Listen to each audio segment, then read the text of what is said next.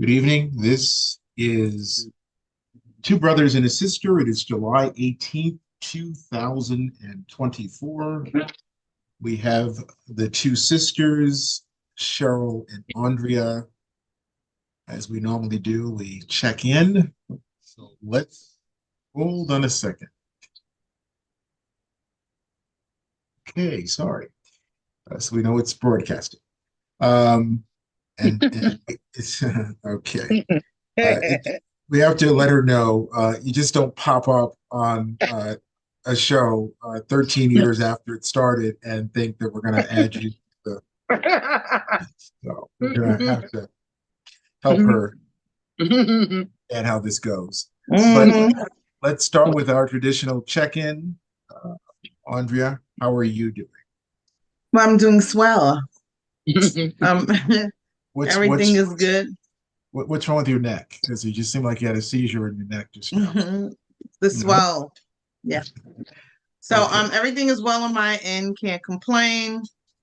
Happy to be here. I know we've been going for I think the last 2 weeks, so I'm glad to be back. And let's talk about it. All the different things going on. Very good. And Cheryl Lynn Lee, how are you doing? I'm doing well, Dr. Williams.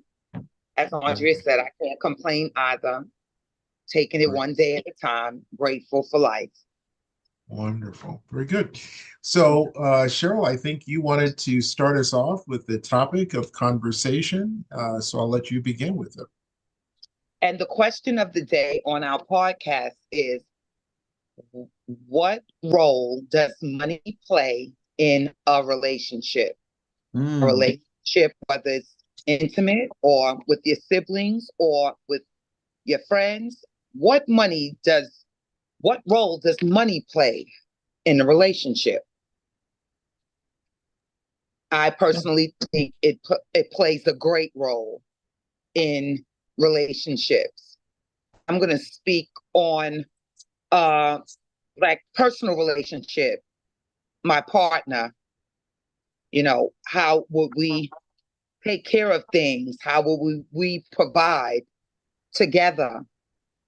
How would we, what would we plan for, to take a trip? What would we plan if we wanted to attend an event? Sometimes, both people may not be on the same page. Maybe the male has more income. Maybe the wife or the girlfriend has more income. So that may come up as a question as, well, being that you make more, you should pay and things like that. But I personally don't have no problem in, pitching in. I've been in a relationship that I didn't have to pitch in. That's really nice, but I wouldn't have a problem in doing so as long as I had the means to do so. So that's my thought process on that. Mm. Mhm. I think money plays a significant role in relationships. Depending on who has it can control the relationship.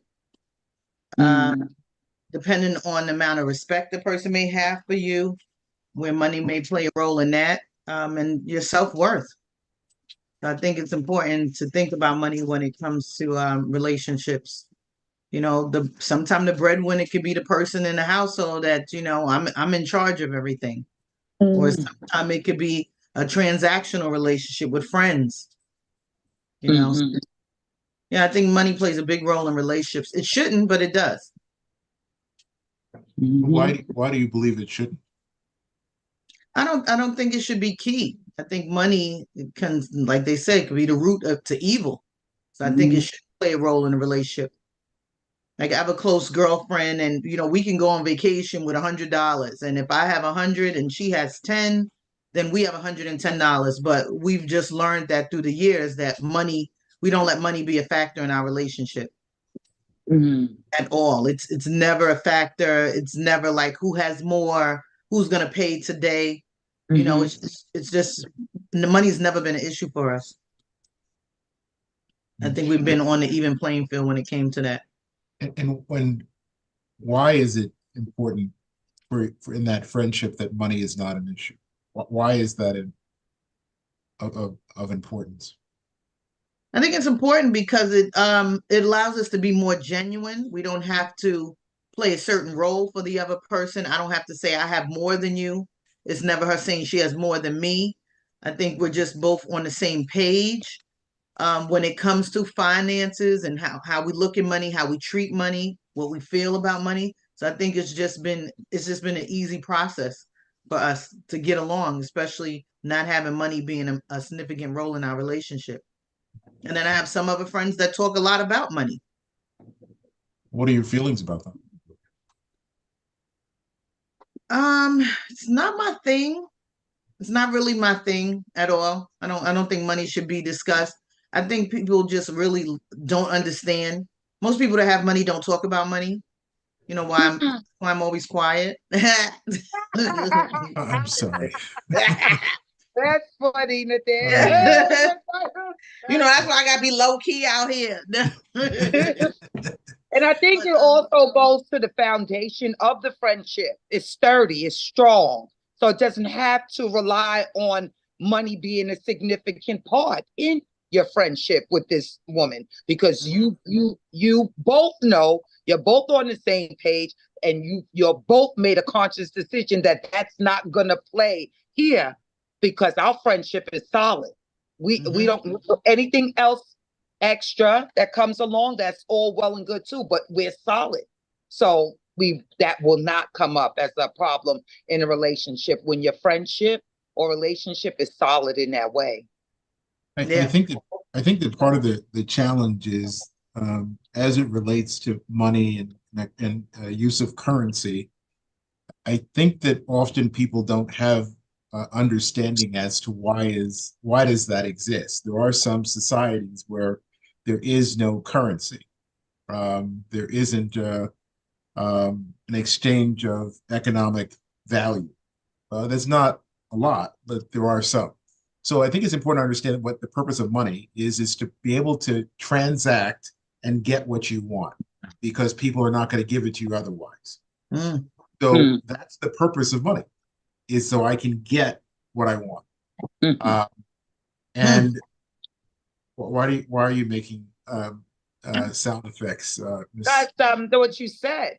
It's a transactional To get what I want, gesture and to people can get use that what against you you. want. Exactly. Yeah, Uh, that So, that's I think it's important for us to recognize that's what the purpose of a currency is so mhm, that you see something you want, you're able to purchase it because it has a value that mhm. someone has decided I will not give you for free. Right. That's where money comes in, is that there's a price tag to it, and I'm not giving it away for free. Hmm. Now, the problem that happens is when that enters into relationships. So, example is employment. We clearly understand that.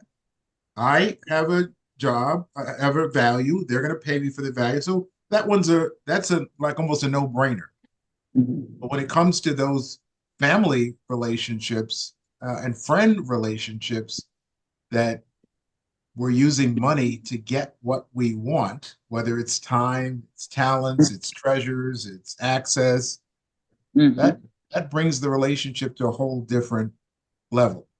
Yeah, And because so you have that's to start using other things to get what you want if you can't get the money. Manipulation, sure. maybe use your body, maybe use, like the time spent, Mhm. those different type of things. Those Yeah, so those be, those things come into those play.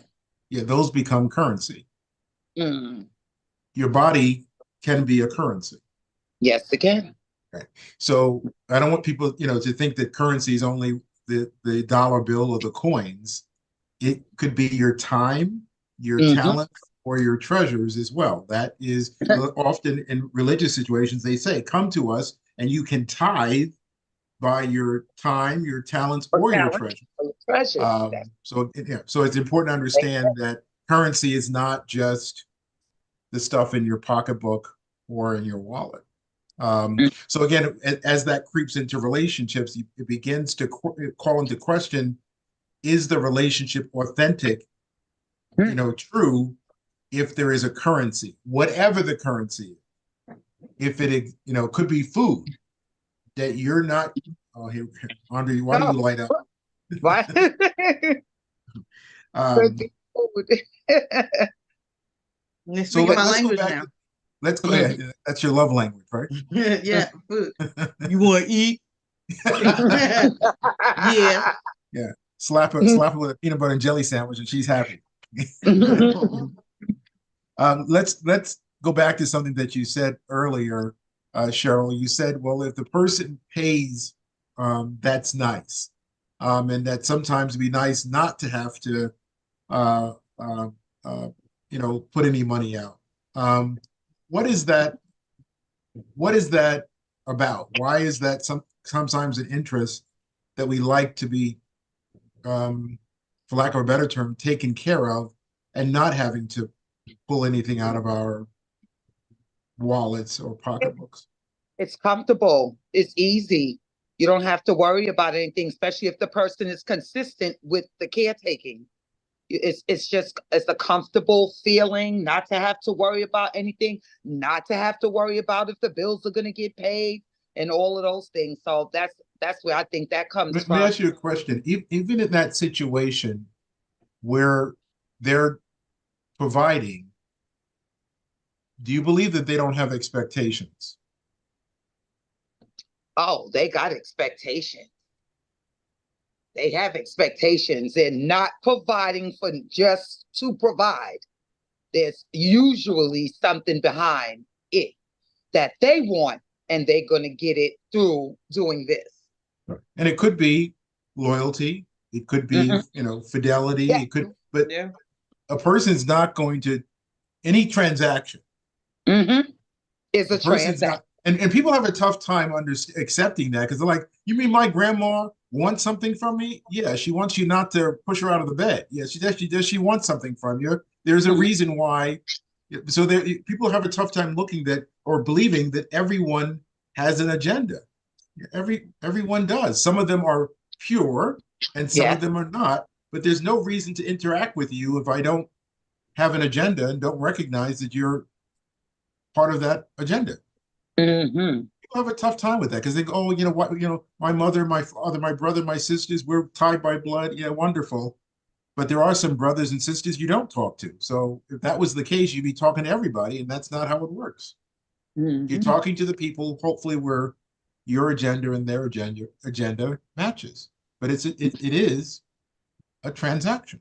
Yeah. And I think entitlement comes into play. People think that they're entitled. They're entitled to your money. They're entitled to it just because you might know them or you knew them for years or, whatever the reason. But it's important to understand they believe they're entitled to it because they believe they can't make it. That's where entitlement comes from, is they understand you can and they can't. And so that's where entitlement, because if they didn't believe that, they would make it their own. But they're trying to latch on to you because they have done an inventory of themselves and recognize I can't do it. If they felt they could do it, they would have nothing to do with you. They wouldn't even bother you. Wouldn't even bother. And I don't think sometimes we realize the compliment. It's a backwards compliment when someone is entitled. It's a backward compliment that they're giving you. They don't often realize they're doing it, but they are. So we have some guests. We have some guests. If you'd like to join our conversation, please signify by raising your hand. It should be on your screen at the bottom, and it actually says "raise hand." So if you want to join the conversation, please do so. We'll ask you to join. Andre, you started to say something. So there was a survey that was done, and it says more than half of respondents, 57%, think a loss of income or salary reduction would negatively impact their relationship. Oh, sure. Do you think that if you lost your job, it would impact your relationship? Oh, yeah. I'd be out of here. It impacts your whole entire life. Yeah, it impacts your life. So make sure, call me when you get your last check so we can exactly. Go have lunch. Loss of income in the household can change not only relationship, for me, it can change your whole life. There's going to be a whole new way of doing things. There's And, a and, whole and new way of doing things, and it gives you fear sometimes. But if you know who you are and know what you're capable of, you will be able to manage. But if if you get too shaky and feel like that income is gone, that those payment of those bills are gone, now it's left on me. So let me So read the next part. Around 41% of respondents have hidden certain expenses from their partner, and 10% of respondents feel uncomfortable with a partner accessing their finances. So wow, should you allow somebody to access your finance? sure. And it's all about secrets. And we often talk about that and joke about it, that reality is we want to try to have as few secrets as we possibly can, because whenever they enter, that allows for bad things to happen. Secrets, that's what, rape requires, murder requires, embezzlement requires. So all the negative things require the same ingredient. It's that you're not going to talk and you're going to keep it as a secret. So once that starts entering any relationship, you're now on the lines of corruption. So those secrets are real problems. And sometimes we'll ask, "Oh, let me see your cell phone." And the person's like, "No." Well, let me see your bank book. Let me see this. Let me see that. Let's talk about your health. Whatever it is, when those secrets enter any of those life domains, or let's talk about your spirituality. Like, no. So any of those secrets in any part of your life, that's a problem. And it's hard to feel comfortable as an open book, but you're going to be the most authentic person you can be by being an open book. Secrets are any relationship, secrets are a major, major problem. But I And don't so, think that someone should know anything. And if you're married or you're married to someone, I think that's okay. But other than if you're not married, and I don't see why someone I'm dating need to have access to my finances. you're right. But I think often if you know you're getting serious enough to eventually one day be married, Yes. so that there aren't surprises once you are married, that they would say, "Hey, if I knew this, I wouldn't have married you." So that's the Right. tough thing, is when you realize, Yeah. when you're getting serious, are there some things that you can share? And some of these things, it's just like, "Hey, here's my credit report. Here is, some of this stuff is in black and white, so it's really not, the people are looking at it. It's not like it's a so they're people at the credit union, people at the bank, people at Yeah. the finance company for the car. They've all Assessed. let's get this Shawnee character in here, because she's just chatting and writing up away. I don't she thinks she's like a co-host. So let's put her away. Come on, Day. Oh, she Hey, declined. She declined to be promoted to panelist. So all that running her mouth. Come on, Deshaun. What the? No, I'm staying in the chat. No, you're staying in the cut. We don't do that here. No, Come out of the no. what the No, I was just saying that, you don't have to be married, but if you're living together, then, the finances are also combined. So that is too. Well, let's go back. Let's stick with that for a second, Miss Shawnee. What about this living together? This living together. Why would you ever get married if you are living together? What else are you going to give each other, if you are to get married, that you haven't already given by living together? I am unsure because I don't live with a partner. I live with my children. But I have friends who, who live with a partner and they aren't married. So, Well, what are your thoughts about that? Because we're going to send this tape to all of your friends. So oh my God. No, I'm just saying, it's a huge step. But I was just having a conversation the other day that it's a huge step to move in with somebody, especially with this economy. So there's a lot of people that I know that are still together, even though they don't want to be together, but they're trapped together financially. Sure. And how many people do you see live together, eventually get married? In this day and age, I don't know. I feel like it's not fair. Yeah. It's very That's an important thing to understand, that often if you decide to live together, you also may have decided to never get married. Yeah. I could see that. I know a couple of people who've had super long-term relationships, and I know that here in New York, they don't go through the legal procedure, but after a certain amount of time, I know it's considered like common law marriage. Right. Mhm. And here's the thing: in New York, they don't even recognize common law marriage. Oh, No, this they is the don't. this is the No. attorney. Yeah, the attorney speaking now. I thought they used to. They might have, because if I think someone's we just with you all for a just long said it. time, they already say that's my wife or that's my husband because they have so many years invested, but they But is never but went to but the but, but altar. that but what they're saying is a lie. That It is isn't. a lie. We know it's a lie, but that's what they say. So Mhm. here, okay, no, New York does not recognize common law marriages or relationships established within borders. Common law marriages have been illegal in New York since 1933. Oh wow. Whoa! So people just People just say, that's my just common say law, it. but it's never been a rule. It's not a law. What about Yeah, and Pennsylvania? What about then you Pennsylvania? spend you spend like 30 years with somebody and the other person It's passes still, away. And yeah. then like, their family members is like their special friend. In the Mm. Right. Yeah. obituary. It's like I've been with this man 30 years. Well, you They can don't have a care. civil marriage. They allow those in New York City, so you're allowed to do those. But What's is the that? civil marriage, don't It you apply for paperwork to get a civil marriage?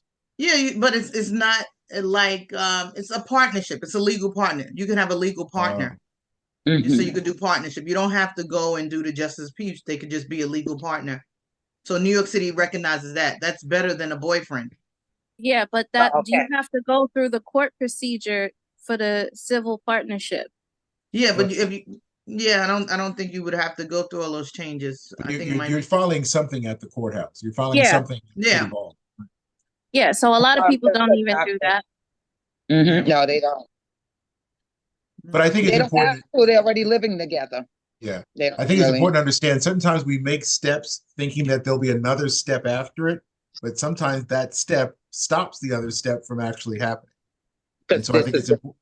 Yeah, so I Mhm. think it's important to just to recognize that that's the case. And I think a lot of times we want to do things and want to believe that there are no consequences to what we've done, and there are consequences to what we've done, and sometimes they're positive consequences and sometimes they're negative consequences. But let's go Have you back ever? to the Yeah, yeah. go ahead. I'm sorry. Get under. No, no, get. Have you had any like negative relationships pertaining to money, Oh, all the like with time. friends? Oh yeah, with you guys. Yeah, exactly. And we keep going. How about you, Deshaun? You don't say things like that. That's the Oh, way sorry. I'm sorry. I, Sorry. everybody has. I feel like everybody has. So, Or somebody has owed them. Yeah. I mean, and yeah, if I was like 21, I could probably be like, no, that's never happened to me. But, if Yeah. you've been out here and you've been dating, like, like somebody you probably dated somebody who's extremely generous, or you have dated somebody who's extremely cheap. So Talk about it. I Mhm. feel like, yeah, Talk I about feel it. like, So where yeah, do you believe the generosity or the cheapness comes from? Where do you think that's coming from in a relationship? Why do you think people are generous and why do you think people are cheap? I feel like nowadays it's a cultural thing. Hmm. So I feel like certain cultures, because I've dated people from other countries.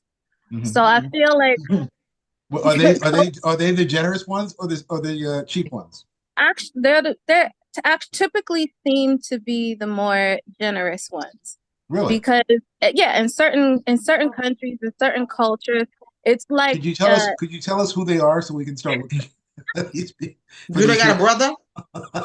they are they are they are in different countries. One Okay, is in France, all the around the other world. one is in Australia, so it's different. Okay. So it's things like they find it insulting that you would like try to pay the bill or anything like that. Wow. Mhm. But Where they?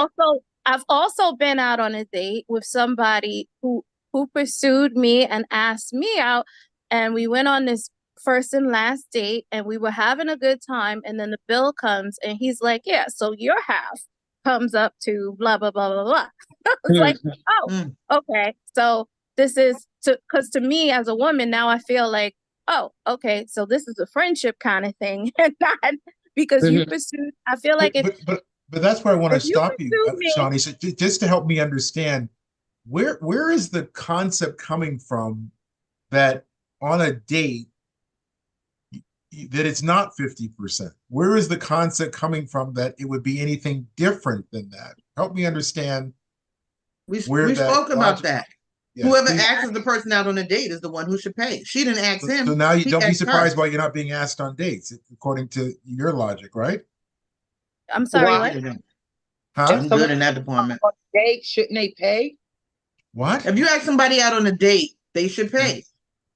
Why? I didn't I'm ask him asking. out. It's like if I'm asking you to come to a meeting, and if you you agree to come to the meeting, you just bring half your half of the food. I'll bring my half of the food. Why? Because I called the meeting.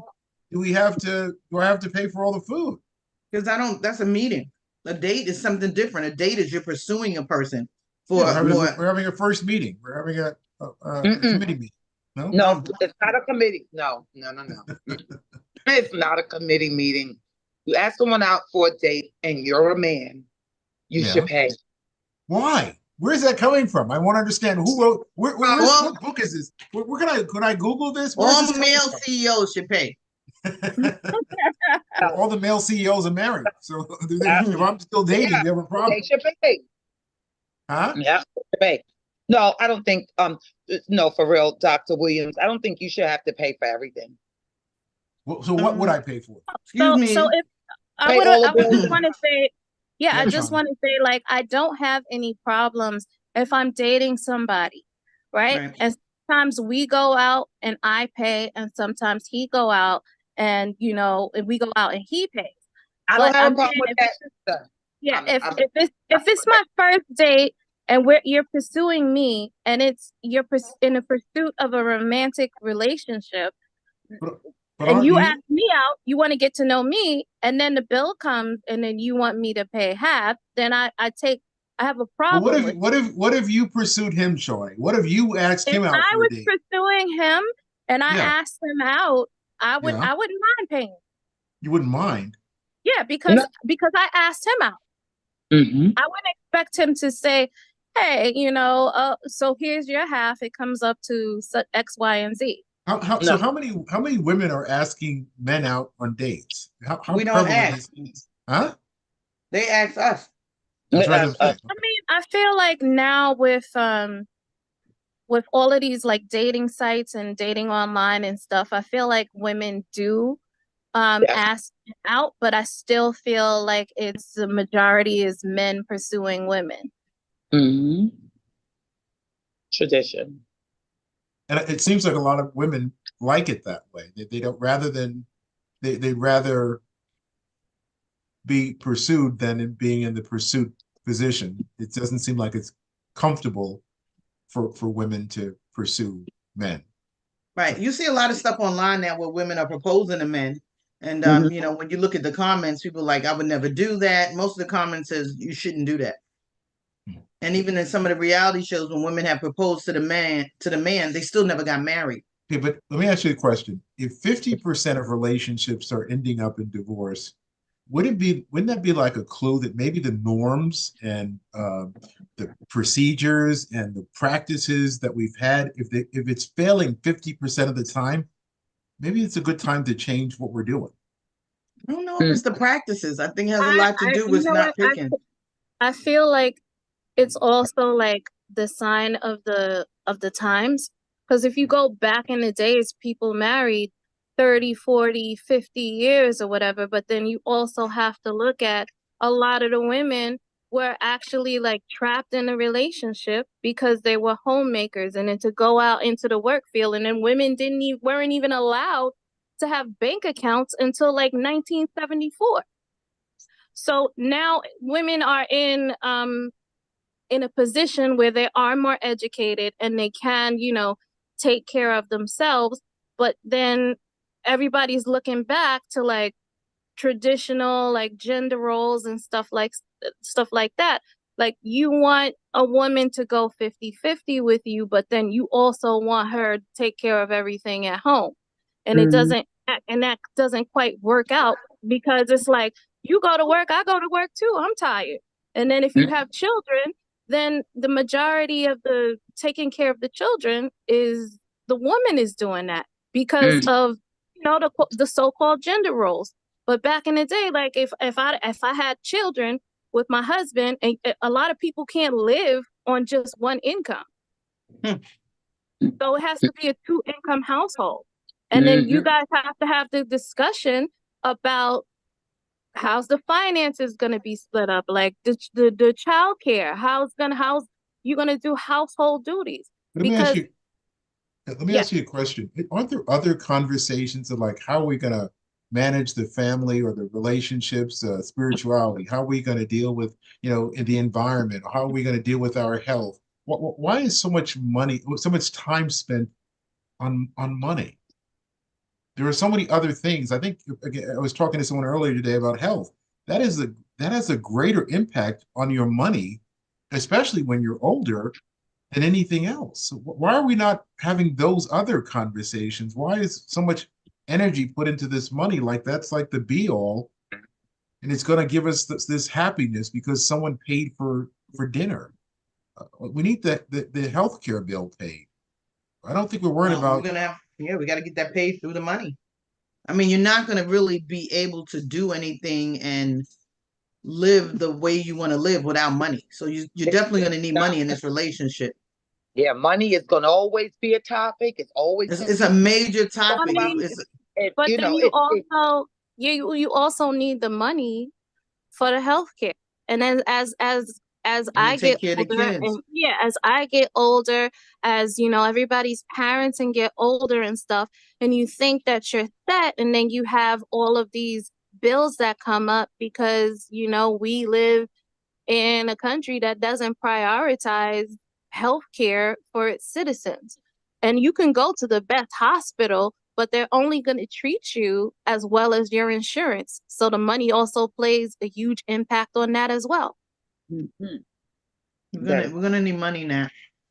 Dr. Williams, we're gonna need money, all right? We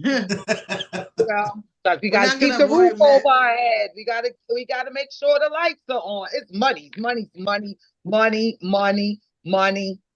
for your life. But I think a lot of relationships, where money can come from a little bit easier is people learn how to relate to each other and get along with each other and have courageous conversations and are transparent. It just makes the pursuit of it a lot easier. So I think, again, there are other ingredients that will have a greater impact on the ability to have it, and more importantly, to keep it. A lot of times we get it, but we lose it. We're not keeping it. As fast as it comes in, as fast as it goes. And the financial literacy that, again, the example is, we're going out on a date. We're going out on a date that's going to cost $200. We're not getting that $200 back. Is that really the way we want to date? Is there something else we could be doing with the $200? I mean, yeah, but where do you learn the financial literacy from? Because you go to school here and they don't teach you about financial literacy. And if you've come from a family that is low income, or maybe your parents, because a lot of people who come from wealth, they teach their children all of these financial things that they know because it's been passed down. The knowledge has been passed down. So it's kind of like trial and error. Once you're 18, boom, you're an adult. A lot of times you don't even know it unless you were taught this is how you open a bank account. Like people who have this is how you open a trust or stocks or all of these other things. Like basically all my mother knew was oh, this is a savings account. Get yourself a savings account. The savings account, your money just sits there. It doesn't yield any real interest. But it's it's where do you get you have to kind of teach yourself if you don't have an adult or, a guardian who's guiding you. So that's why a lot of people are financially illiterate. A lot of people don't have those conversations with their kid because no one ever had those conversations with them. Sure. And I think one of the things we can, recognize in the world we live in now, information is a lot easier to come by than it was for our parents. So in some ways, we don't really have an excuse to, we can't just blame it on, the lack of education, because we can educate ourselves to a certain degree in the platforms that exist now. That is true, but then there's also a lot of like a plethora of information, and it's hard to decipher like which one is the right one, which one is the right path, especially if you go on YouTube and you listen to podcasts and they're telling you, hey, do this, do this, do this, and the other, and you look up something else and they're saying, do this with your money and do that with your money. Mhm. So that is also like kind of like a gamble to me as well. Mhm. But there are, entities out there that really do try to distill a lot of information and break it down in formats that are very easy to understand. So I think there is resources out there that will take all of that information and break it down. And the other piece is, often people don't study success. You need to find out where are people that are successful, where are they going, and follow them. Because often they're not going to the credit union that you're part of. They would never use that option.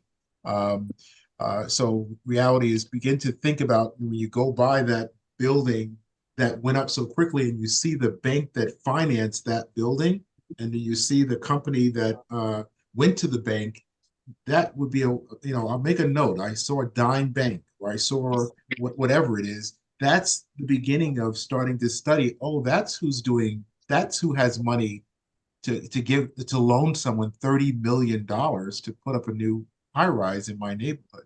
So the information is all around. We have to know to look for it. Yeah, it's true. Amen. All right, Ms. Shawnee, thank you so much for taking time to join us this evening. Yeah, thank you. Really do appreciate that. And we expect next time that you'll be on screen. Otherwise, you will not be able to be part of this illustrious. I never wanted to be unmuted. Okay, I don't have my makeup on. I'm not camera ready. Neither do I. And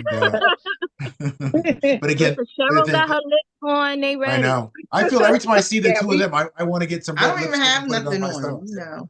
I just have my lipstick on, but be ye always ready. That's what you have to do. Well, again, thank you, Shawnee. Thank you. Sure. Have a Love day. you guys. Love you, Day. Love you, Day. All right, as we get ready to wrap up tonight's show, Good show. thank you. Cheryl, any closing thoughts or comments that you want to share? It was a good show. I liked the communication, going back and forth, looking at different things, looking at it in different ways. And just, keep in mind, what role does money play in your life? Very good. Ms. Andrea. Marry a rich man. Oh, a rich old man. A rich old man, so you can buy you dinner. Right. Mhm. And not have to Yeah. worry about, where it's coming from. Exactly. Sugar daddy. So now you're not being used for the money. It's not transactional. Oh, it's transactional. The rich old man is going to want Everything's something. a transaction. It won't be Dr. much. Make that clear. It won't be much. Be Everything. surprised. You'll be surprised. Yeah, I would be surprised. a welcome surprise. hmm Well, again, as Cheryl said, a really good show, really good dialogue. Thank you, Ms. Shawnee, for Yes, joining us thanks this so evening. much. We Miss look Shawnee forward said a to- sugar daddy. Exactly. Thank you. We look forward to having people rejoin us next week. Yes. On Thursday for another conversation with two brothers and a sisters. Yes. No, Two sisters Sorry. and a brother.